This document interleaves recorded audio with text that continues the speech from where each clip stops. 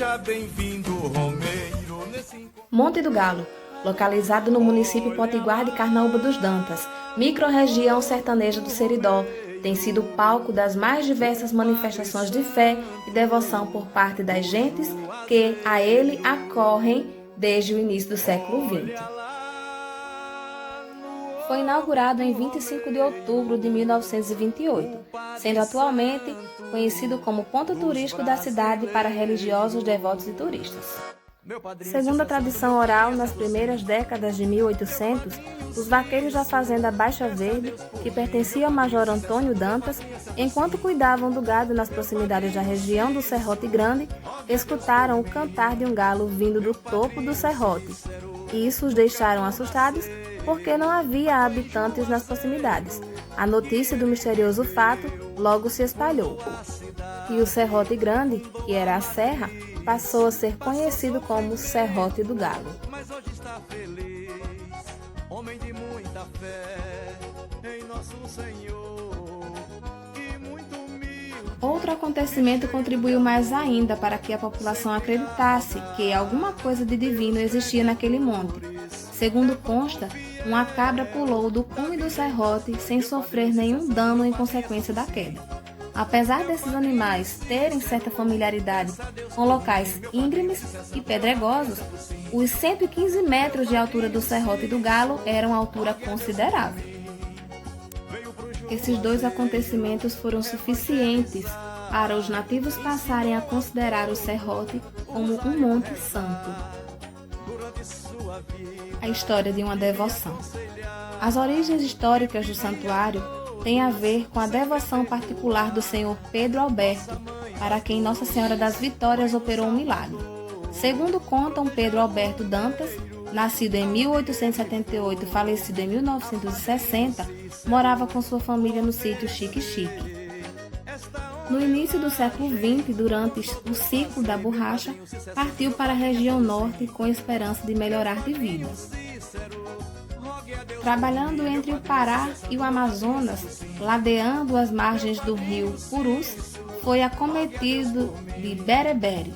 Ficou entre a vida e a morte. Sua filha, Júlia Albertina Dantas, assim relata como se deu o milagre. Aí ele estava lá, ardendo em febre 3 dias. Era uma febre terrível, dormindo e acordando. No delírio da febre, aparece Nossa Senhora das Vitórias e ela diz para ele: se quiseres viver, volte à sua terra natal, o quanto antes, e leva contigo uma imagem minha.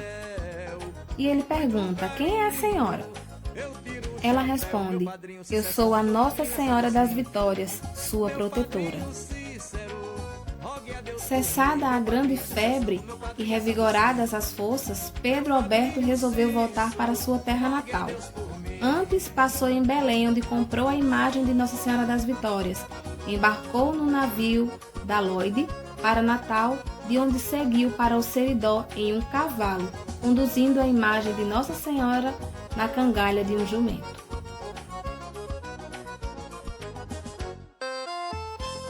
Então ele veio para Carnaúba, trazendo a santinha. Diz Dona Júlia Albertina, continuando a sua narrativa. Quando ele voltou, conheceu o primeiro médico de Carnaúba, Flávio Maroja, paraibano. Então ele disse: Pedro, mas que lugar lindo, vamos passear nesse lugar. Então eles foram até lá e o doutor Flávio falou: mas um lugar bonito desse ninguém nunca pensou aqui em nada, em transformar isso num lugar de turismo? E o meu pai disse: aqui é um lugar sagrado, onde o galo cantou anunciando a meia-noite. Aqui é para ser um local de oração. E então ele se juntou com outros que tinham condições e influências, colocaram o cruzeiro que está lá até hoje. O Cruzeiro do Alto Monte. O cruzeiro foi construído pelo artesão José Paizinho, sob a orientação de Mamé de Azevedo.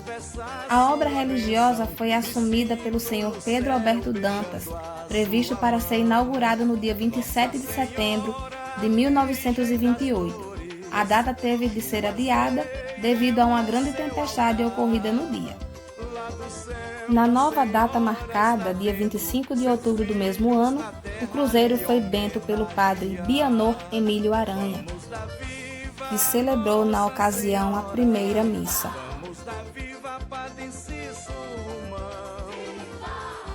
O galo no alto monte. A estátua do galo está colocada em cima de uma estrutura rochosa no topo do monte. A placa nele colocada fala das datas 1927 e 1992. A primeira data provavelmente se refere à intenção dos moradores da região em erguer um galo no topo do monte para homenagear a tradição dos antepassados e suas lendas do cantar do galo.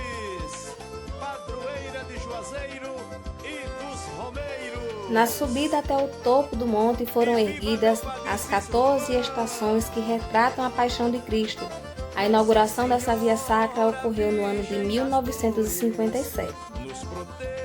Nestas estações, os romeiros devotos, peregrinos, por vezes até mesmo curiosos, costumam realizar orações e agradecer as bênçãos alcançadas. Nossa Senhora, Virgem das Dores. Procurando testemunhar sua gratidão ou pagamento de promessa, muitos deles acendem velas sobre as estruturas ou depositam ex-votos, além de pedras, flores e até mesmo acanhadas quantias em dinheiro. Alguns chegam a escrever na própria estação palavras de agradecimento, misticismo, que, embora seja desaprovado pelos dirigentes do culto, persiste e se atualiza no espaço do Monte do Galo como um modo de aproximação com o sagrado. Vamos dar viva Padre Cício, cumprimente quem está do seu lado, ela é nossa mãe, somos todos irmãos.